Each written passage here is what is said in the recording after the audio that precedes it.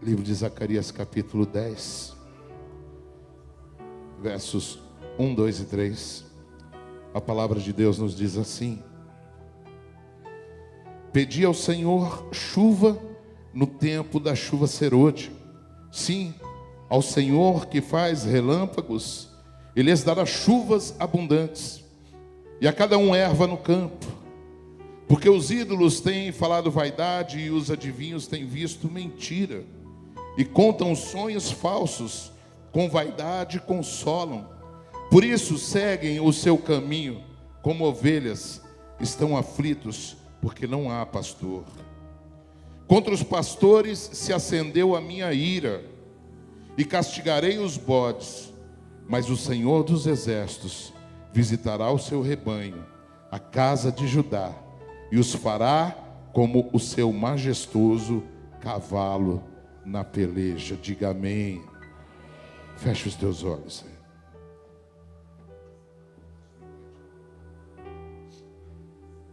Senhor Deus, em nome de Jesus Cristo, nós nos colocamos aqui na Tua presença. Te louvamos, Deus, porque Tu és bom, nós te amamos, ó Pai, e sabemos que o Senhor está aqui. Grandes coisas tem feito em nossas vidas, ó Pai, e nós temos sentido, ó Deus, que é um novo tempo, que é um novo ciclo, que é uma nova etapa, Pai. Nós sentimos que grandes coisas estão por vir, ó Deus, por esses dias. Nós sentimos um grande mover, ó Pai amado. E nós cremos, ó Pai, que o Senhor está levantando aqui um povo forte para fazer a diferença nesta cidade e nesta nação. Meu Deus, nós não vamos mais ficar chorando pelas mesmas mesmices. Nós não vamos mais ficar embaraçados em meninices. Meu Deus, nós queremos vestir a nossa armadura, Pai, e sair para a batalha, Deus. Vamos derrubar os gigantes que temos que derrubar. Vamos matar os leões que tivemos que matar, ó Deus. Vamos conquistar a terra que tivemos que conquistar, e vamos colher os frutos que o Senhor nos prometeu, Pai. Em nome de Jesus Cristo, libera, ó Pai, a Tua glória, Senhor, sobre esta palavra. Em nome de Jesus Cristo, toda igreja que crê, diga amém. Glória a Deus. Amados, Zacarias, filho de Berequias, filho de Ido, seu nome significa Jeová se lembra. Repita comigo: Jeová se lembra. Fala para o teu irmão aí agora: Jeová se lembra. Jeová se lembra, viu? Jeová não se esquece, Jeová se lembra. Assim como Jeremias e Ezequiel, Zacarias, ele não era apenas um profeta, mas ele também era um sacerdote. O sacerdote era aquele que intercedia a Deus pelo povo.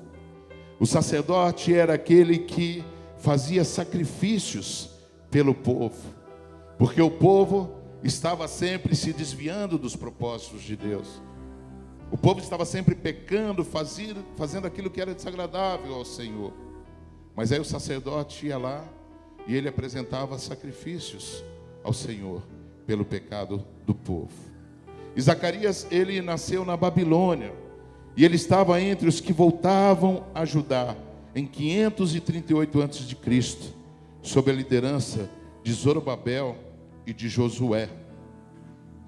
Enquanto Ageu chamou o povo para construir o templo de Deus, Zacarias, ele convocou a comunidade ao arrependimento e à renovação espiritual, porque a sua tarefa era preparar aquele povo para a adoração, porque aquele povo, ele havia se desviado tanto do Senhor, e o Senhor levantou profetas, levantou homens de Deus para expressar o desagrado de Deus, o quanto Deus estava triste com tudo o que acontecia, tanto em Israel como em Judá.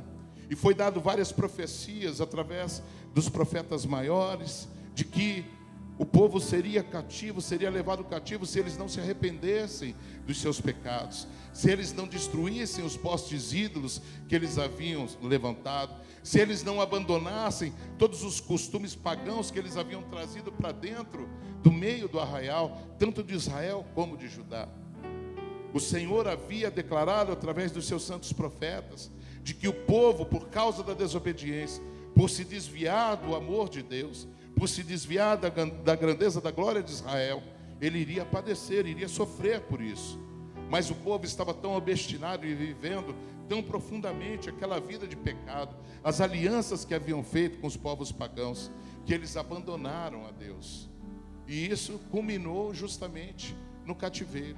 Eles foram levados cativos, foram levados presos. E nesse tempo, o povo estava voltando para casa, o povo estava voltando para Judá. E o Senhor levantou homens santos ali também, profetas, para que estivessem direcionando aquele povo, cuidando daquele povo. E o Senhor levantou o profeta Ageu para que ele fizesse uma convocação a todo o povo, para que houvesse ali uma reconstrução. Mas aí Zacarias, ele vê que o povo estava muito abatido, caído, sua autoestima estava lá embaixo. E Zacarias, ele começa a descrever o amor de Deus para com o seu povo. Ele começa a reavivar a esperança sobre aquele povo que estava subjugado, sofrido. E amados, a primeira coisa que o diabo ele quer te convencer depois de você pecar é que Deus não te ama mais. E o diabo ele queria enclausurar, ele queria patentear aquilo na mente do povo de Deus, que por causa de tudo que eles haviam feito contra Deus, que Deus não os amava mais, que Deus havia esquecido deles. Mas há uma coisa importante, amados, que só o arrependimento genuíno e verdadeiro pode te fazer enxergar o amor de Deus, porque Deus jamais ele deixa de amar aquilo que Ele criou. Ainda que você tenha se afastado da presença dEle, andado por muitos caminhos errados, feito tantas coisas que são desagradáveis ao Senhor, mesmo sendo conhecedor da palavra, Deus jamais ele vai deixar de te amar. João 3,16 diz que Deus amou o mundo de tal maneira que deu seu único filho, para que nenhum se perca, porque Ele te ama. A palavra diz que Deus é amor, Ele nunca vai deixar de ser amor, Ele nunca vai deixar de te amar. Mas quando você peca, o diabo tenta te convencer de que Deus não te ama mais. A segunda coisa que o diabo ele quer te convencer depois que você peca é que não existe mais promessa de Deus para a tua vida.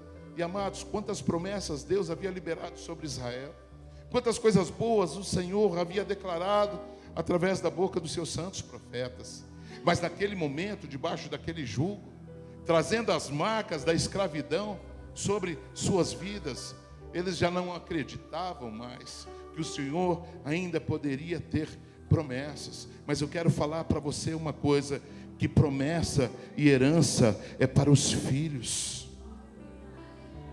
E não importa se você se afastou da presença de Deus, se você andou e fez tantas coisas erradas e está voltando, Deus continua sendo teu Pai. Você precisa se posicionar como filho. E a terceira coisa que o diabo tenta te convencer é que você nunca mais vai reconstruir a sua vida. E por causa de tudo o que aconteceu através do pecado, que você nunca mais vai ser feliz, que você nunca mais vai conseguir constituir uma família, que você nunca mais vai se levantar financeiramente. Amados, vemos a vida de José. Vocês sabem que José foi vendido pelos seus irmãos.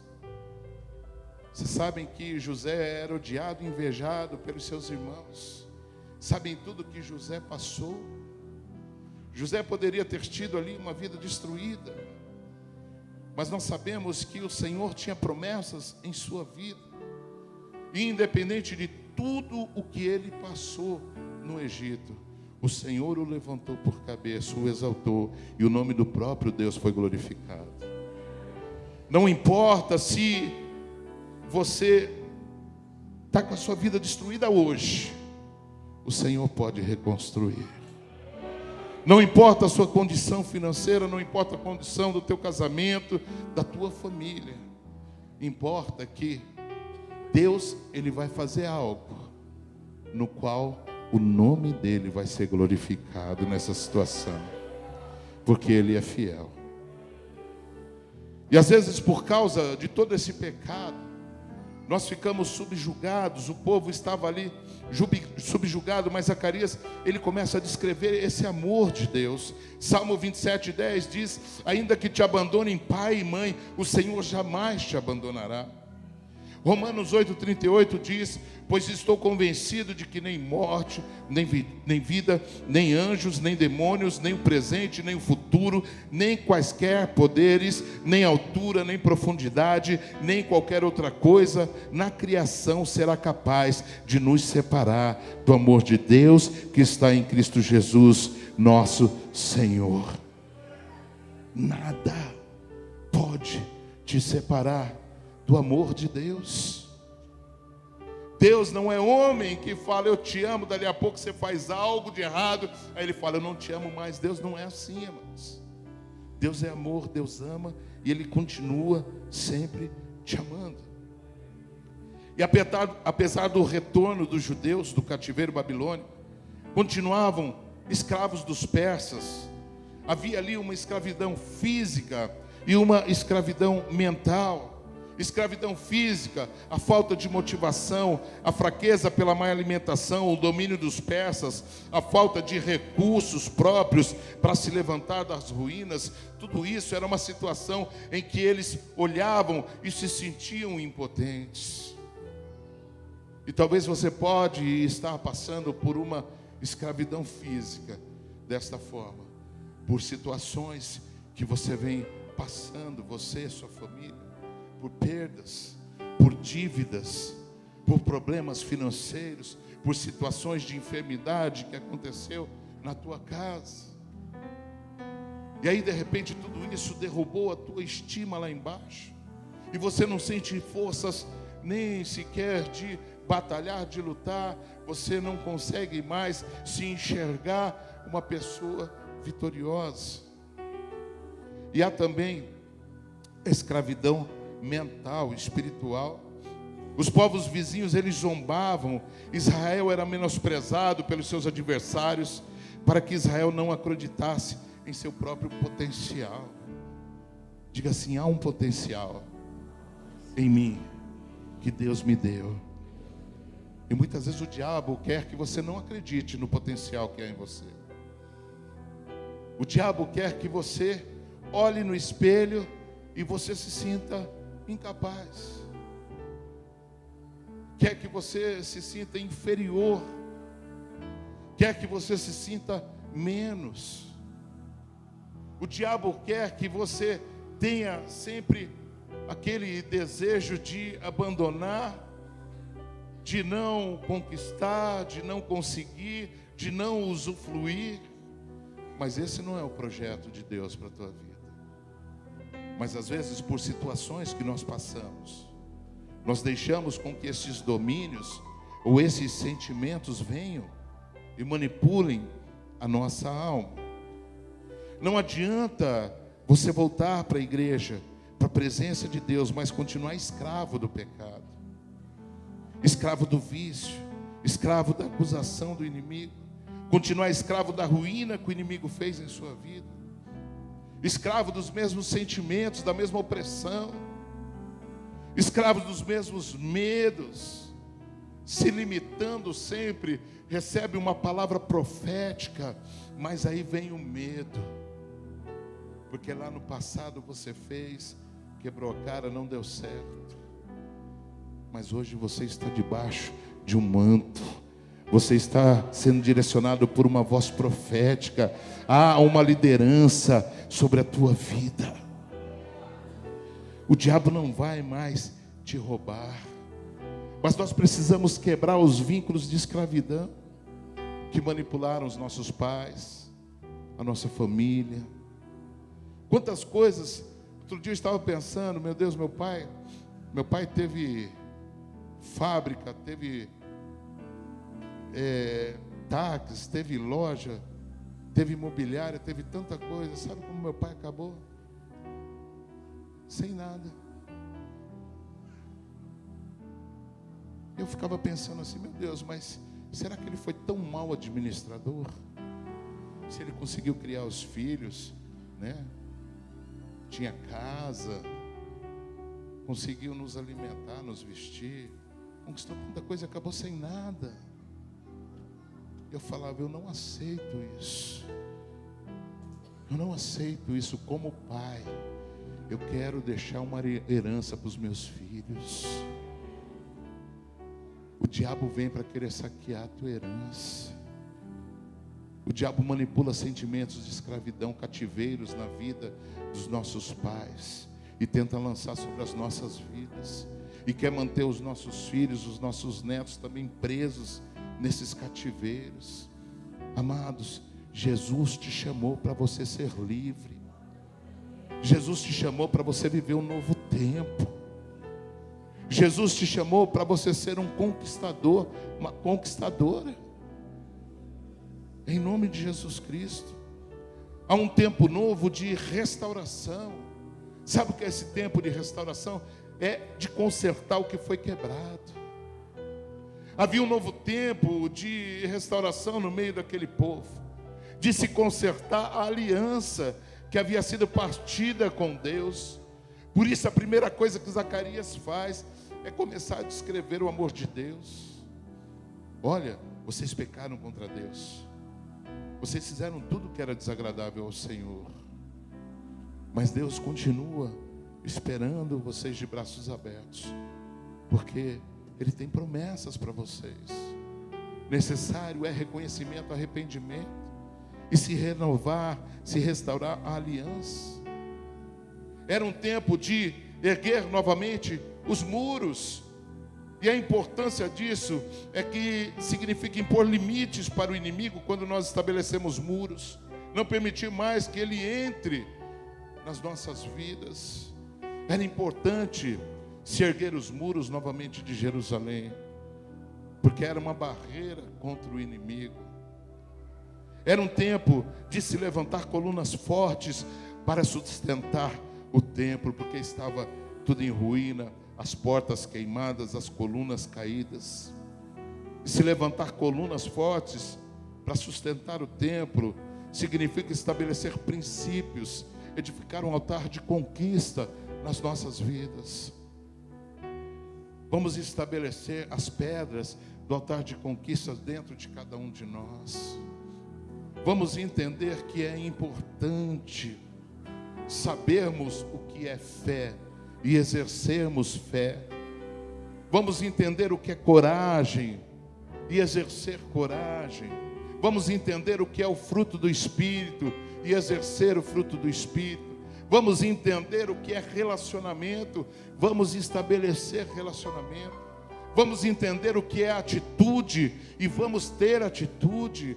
Amados, vamos entender o que é adoração, porque o Pai procura verdadeiros adoradores que o adorem em espírito e em verdade, e vamos exercer essa adoração em espírito e em verdade. Vamos entender o que é aliança, o que é estar aliançado com Deus, e vamos estabelecer alianças com o Senhor. Vamos entender o que é santidade, e vamos viver uma vida em santidade, segundo o coração de Deus. Vamos entender o que é promessa, e não vamos deixar escapar mais nenhuma. Em nome de Jesus. Vamos entender o que é unção e vamos mergulhar de cabeça, amados. Vamos entender o que é obediência e vamos exercer isso acima de tudo, porque nós vamos colher o fruto da obediência. E vamos entender, compreender o que é salvação, e não vamos abrir mão disso por nada. E vamos declarar sobre nós, sobre a nossa casa. São colunas, são princípios, amados. É um tempo de encher a casa novamente com a presença. Voltar a ser apaixonado por Deus. Zacarias queria passar isso para o povo. Ninguém acreditava na restauração de Judá, de Israel. Ninguém acreditava que os ossos poderiam voltar a reviver, mas existia uma promessa dada pela boca do profeta Ageu, capítulo 2, verso 9, que diz: a glória da segunda casa será maior que a da primeira. Não importa se o diabo destruiu, não importa se o inimigo entrou e arruinou, o Senhor não vai deixar a tua história acabar aí. O Senhor está falando: fizeram isso com você, você caiu, se arrebentou, se machucou, mas a glória da segunda casa vai ser maior que a da primeira. Nunca Deus vai deixar com que aquilo que o inimigo fez seja maior do que a glória que Ele já prometeu sobre a nossa vida. Em resposta a toda a angústia de Israel, Deus levantou duas vozes proféticas para iniciar a reconstrução física e a renovação espiritual de Jerusalém. Ageu foi chamado para exortar e desafiar o povo a reconstruir o templo. Diga assim: é necessário reconstruir o templo. Aí Zacarias, ele complementou a mensagem de Ageu, no intuito de convocar o povo para o reavivamento espiritual de Jerusalém. Diga assim: o templo tem que estar restaurado, mas tem que ser cheio da glória de Deus. Deus moveu e restaurou a parte estrutural e material sobre Israel, mas Deus moveu e restaurou a parte espiritual sobre as famílias. A promessa não é somente que você vai comer o melhor dessa terra. A promessa não é somente que você vai ser restituído de tudo que você perdeu. A promessa não é somente do melhor emprego e a melhor casa. Há uma promessa de que toda a sua família subirá para o monte da adoração. Há uma promessa de que eu e a minha casa entraremos na arca antes do dilúvio. Há uma promessa de que José vai resgatar sua família da fome da terra. Há uma promessa de que Moisés irá arrancar seu povo do Egito. Há uma promessa de que Josué irá conduzir o seu povo à promessa. Há uma promessa de que eu e a minha casa serviremos ao Senhor. Eu e a minha casa serviremos ao Senhor. Eu e a minha casa serviremos ao Senhor. Aleluia. A promessa não é somente material, amados. A promessa também é espiritual e se refere à eternidade. Existe reconstrução da estrutura, mas há renovação espiritual. Zacarias diz no verso 3 aí: contra os pastores se acendeu a minha ira, e castigarei os bodes. Ele está falando de pessoas que não ensinaram, não conduziram o povo da maneira correta. Ele diz: mas o Senhor dos exércitos visitará o seu rebanho, a casa de Judá, e os fará como o seu majestoso cavalo na peleja. Porque os ídolos têm falado vaidade, e os adivinhos têm visto mentira, e contam sonhos falsos, com vaidade consolam, por isso seguem o seu caminho como ovelhas, estão aflitos, porque não há pastor. Zacarias diz nessa palavra: olha, o Senhor, Ele está indignado com aqueles que têm conduzido o povo com o cajado da vaidade. Isso aconteceu há mais de 500 anos antes de Cristo, mas é uma palavra que se repete, se reflete nos dias de hoje. Quantos têm conduzido o rebanho com o cajado da vaidade? O Senhor está indignado com aqueles que promovem divisões do corpo. O Senhor está indignado com aqueles que estão arrancando a gordura das ovelhas para alimentar sua própria ostentação. O Senhor está indignado com aqueles que sabem a verdade, mas pregam a mentira. O Senhor chama esse, sabe como? De bode. E é triste saber que a igreja de Jesus está cheia de bodes, de pessoas que não curam as feridas das ovelhas. Pelo contrário, as empobrece, as endoece cada vez mais. Come da sua lã, da sua gordura, da sua carne, e as largam a mim. Bode representa o espírito de desobediência, de obstinação, o espírito de rebeldia. O bode, ele não ouve a voz do sumo pastor e não pode ser pastoreado. A igreja sendo conduzidas por bodes, a igreja sofrendo, não por causa do diabo, mas por causa dos próprios líderes que não fazem a vontade de Deus. Amados, estamos fora disso. É tempo de viver as promessas, é tempo de viver as conquistas, é tempo de colher o fruto da obediência, é tempo de declarar a salvação sobre a nossa casa, é tempo de restaurar tudo aquilo que foi quebrado.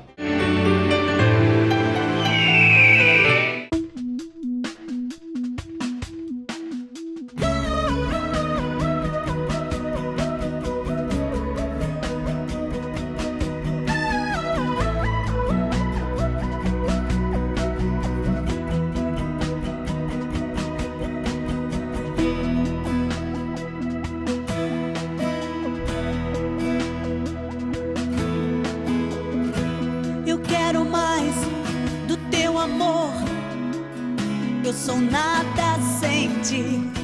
Eu quero mais do teu poder. Então vem me acender. Eu quero mais do teu amor. Eu sou nada sem ti. Eu quero mais do teu poder. Então vem me acender.